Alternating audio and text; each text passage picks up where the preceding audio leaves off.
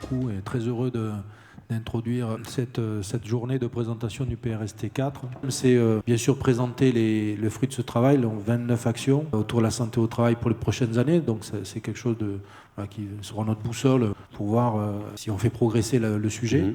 La suite, c'est ça, les actions, les conduites, la diffusion de l'information, la création du collectif, et puis un objectif général qui est de diffuser cette culture de la prévention. C'est la déclinaison régionale du plan santé-travail 2021-2025 qui a été co-construit par les services de l'État, les organismes de sécurité sociale, les organismes de prévention et les partenaires sociaux. Comment on fait bouger les lignes rapidement là ? Il y a ce plan qui est un peu la colonne vertébrale, ok, mais s'il n'y a pas de l'humain autour de tout ça, ça ne va pas le faire, quoi. Sur le plan de l'évolution de la culture, on sait très bien que faire bouger une culture, ça prend du temps.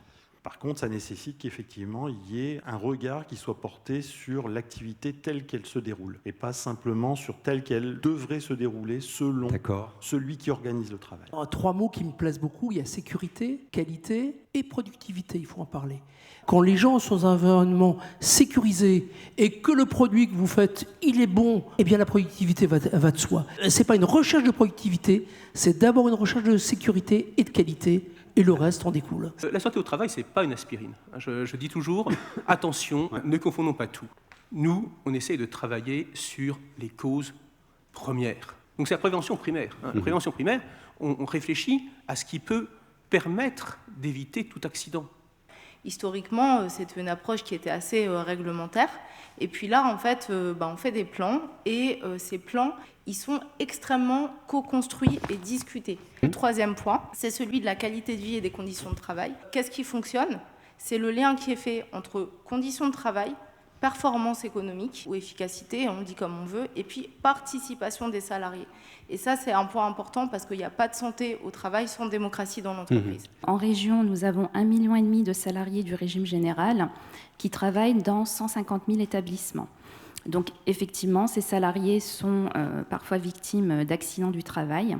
Pour 2021, ce sont 57 000 accidents du travail qui ont eu lieu et qui ont donné à un arrêt de travail ou au versement d'une rente. Donc, ça a été évoqué, effectivement, on a des accidents du travail plus fréquents dans notre région. Nous, on a cherché à comprendre pourquoi, finalement, nos accidents du travail sont plus fréquents dans notre région qu'en France. Notamment, est-ce que c'était lié à notre tissu économique ? Donc, on en a sorti notamment 5 secteurs d'activité qui sont effectivement identifiés comme des priorités dans le PRST 4. Et donc, on va retrouver la construction, les transports, entreposage, le secteur de la santé action sociale, le commerce et l'hôtellerie-restauration. Il y a quelque chose qu'on a pu identifier comme étant un obstacle, ce sont les représentations.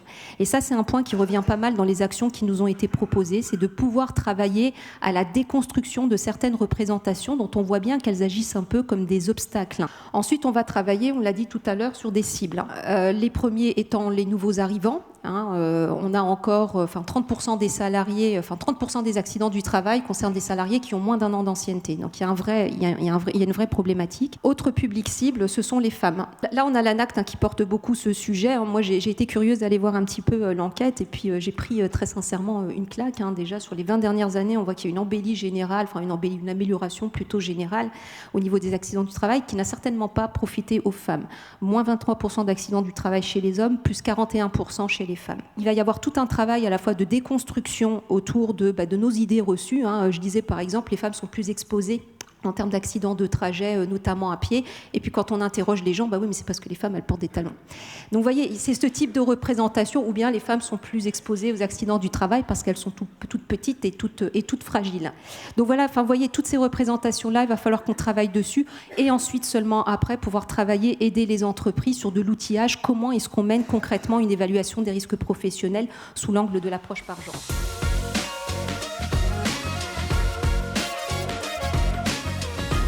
La prévention, c'est un levier de performance. Le message sous-jacent de tous ces modules, c'est vraiment utiliser la prévention comme levier de performance dans votre futur job.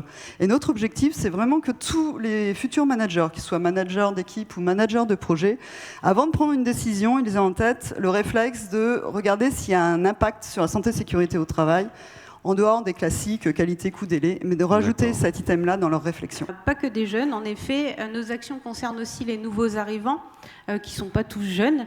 Cela concerne tous les travailleurs qui viennent d'être récemment embauchés, les CDD, les CDI ou tout autre contrat.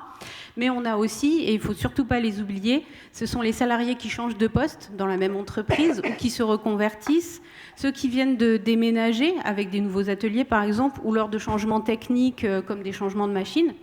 Mais on a aussi toutes les personnes qui ont été en congé maladie, maternité ou congé sabbatique, qui ont duré plus de 21 jours.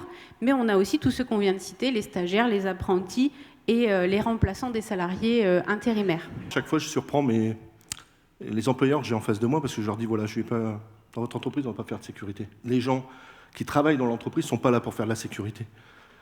Alors là c'est fini, là, je perds tout le monde. Et je les ramène en disant, ben voilà, le but c'est de travailler en sécurité, d'effectuer ce qu'on a à faire sans abîmer personne.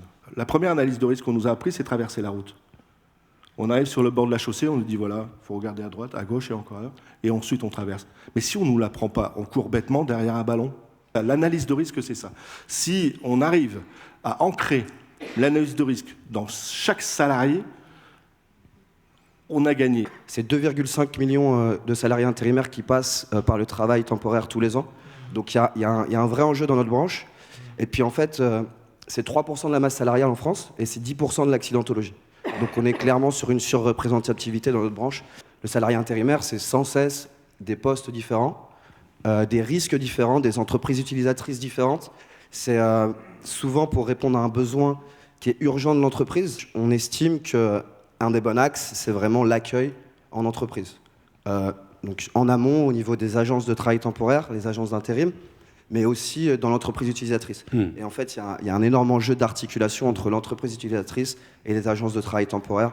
Vraiment faire en sorte qu'on ne se renvoie pas la balle, mais qu'on travaille ensemble à un accueil sécurité vraiment optimal. C'était pour vous remercier d'avoir pris en considération, nous, notre public, qui est les apprentis, et de pouvoir aussi participer au groupe de travail. Pour rappel, c'est plus de 53 000 apprentis sur la région des Hauts-de-France, avec un objectif national d'atteindre les 1 million des apprentis. Donc c'est vrai que le fait de pouvoir travailler sur notre public, c'est vraiment important pour nous. Merci.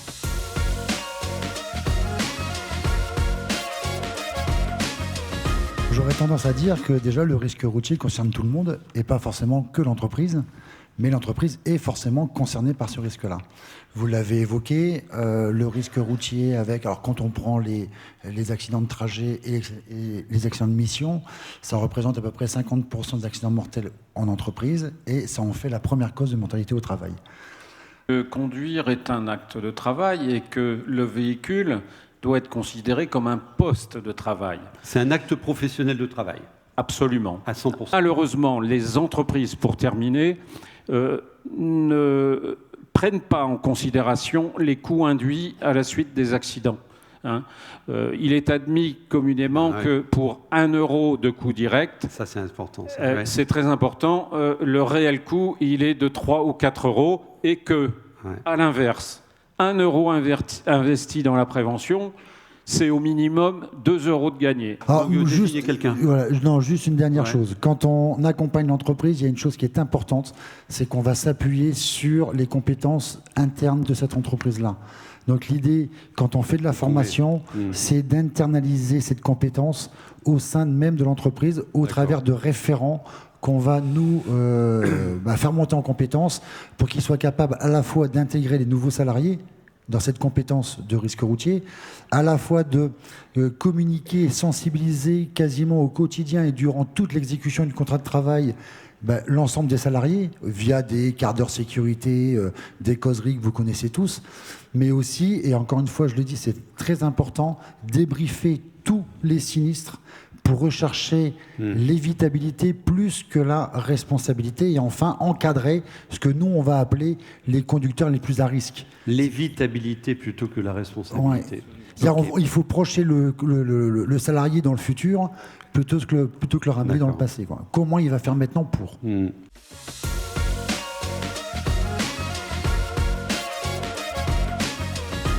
400 000 personnes chaque année apprennent qu'elles sont touchées par un cancer, dont 160 000, près de la moitié, sont en emploi. C'est un sujet effectivement qu'on doit aborder avec nos patients. Alors au moment du diagnostic de cancer, on a énormément de choses à aborder avec le patient. La première chose qu'on aborde, c'est globalement son environnement social. Et le travail, effectivement, doit faire partie de l'interrogatoire. Et puis bien entendu, il y a le version patient et puis il y a le version entreprise. Quelle est sa place dans l'entreprise? Quels sont les gestes qu'il fait? Est-ce qu'il a un métier plutôt sédentaire ou plutôt un métier physique? Et effectivement, nous, là, on est pour l'accompagner en fonction éventuellement des effets secondaires des traitements, voire des séquelles des traitements, de voir si c'est adapté ou non. D'ailleurs, je vous donne la parole tout de suite. Quelle est votre attitude vis-à-vis d'une personne qui est encore en traitement ultra intensif et qui dit non, je vais retourner, moi, je vais aller bosser? Alors ça, c'est une bonne question. En fait, c'est la question entre la motivation de reprendre ou de rester en emploi et la capacité physique. Et en fait, on sait en plus que cette capacité, elle varie au fur et à mesure des traitements, qu'il y a des patients qui vont faire aucun effet secondaire et des patients qui vont avoir beaucoup d'effets secondaires. Et donc ça, c'est effectivement un dialogue qu'il faut avoir avec le patient, mais qu'il a aussi avec son médecin traitant. C'est vraiment un des objectifs du PST4 et de toutes nos missions, d'arriver à voir les gens précocement. Donc on a des visites. La chance et la force du médecin du travail, c'est de pouvoir aller dans l'entreprise, de connaître ce poste de travail et d'aider pour l'adéquation. L'important, c'est vraiment d'arriver à travailler ce partenariat, le salarié, l'employeur, le médecin du travail, les orientations que vont nous donner les médecins de soins. D'accord. On a toute la dimension psychologique et nous on le voit beaucoup dans les salariés du BTP. Il y a ce deuil en fait de la capacité qui est vraiment la clé d'entrée, je pense, et qui sera dans l'acceptation après de l'accompagnement. La prise en charge psychologique, elle est indispensable parce que quand on est dans des phases de transition professionnelle qui nécessitent à un moment donné d'accepter qu'on ne pourra plus faire le métier qu'on faisait avant, c'est indispensable. Mais effectivement, cette collaboration et ce collectif doit aller encore plus loin pour faire en sorte que ce qui soit pris en considération, c'est la personne dans son environnement de travail et la personne dans son environnement personnel. Et je pense qu'effectivement, il faut vraiment que ce PRST4 arrive à créer ce collectif et ces canaux de communication qui quelquefois s'arrêtent aux portes de l'entreprise. On a des entreprises qui quelquefois veulent, mais qui n'ont pas forcément des services de santé au travail ou des interlocuteurs qui leur permettent d'aller jusqu'au bout de leur démarche. Finalement, illustration du collectif autour du PRST4. Ce collectif, il est important et mon propos aujourd'hui, c'est surtout de l'ancrer dans la continuité, parce que le moment où le plan sort, finalement, c'est là que la réalité du travail commence et on a besoin de vous, on a besoin de votre énergie, de votre force de conviction pour porter ces messages au sein des entreprises, pour le dire simplement et de façon générique. Voilà, je terminerai sur ce mot-là. La santé au travail est notre bien commun et on doit chacun, à la mesure de ses compétences, y contribuer.